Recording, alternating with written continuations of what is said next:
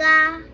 Ako po ay si Rohoson Santos Lim ng Grade 1 Cornerstone. Ang babasahin ko po ay Leon at ang Daga. Ang Leon at ang Daga. Sa kagubatan, may isang leon na kung saan siya ang hari.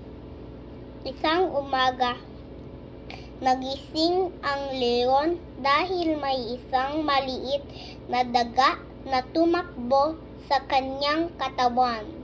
Hinuhuli ng leon ang daga at kakainin na sana. Nagmagmakaawa ang daga. Maawa po kayo. Patawarin niyo ako. Babawi po ako sa inyo sa ibang araw. Pangako po. At pinakawalan ng leon ang daga. Isang araw, nahuli ng mga ngaso ang leon upang dalhin sa zoo ang leon.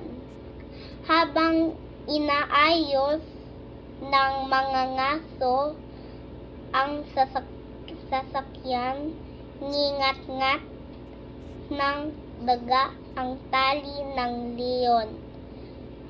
At nakawala ang leon. Pinasalamatan ng leon ang daga. At mula doon, naging makaibigan na ang daga at ang leon.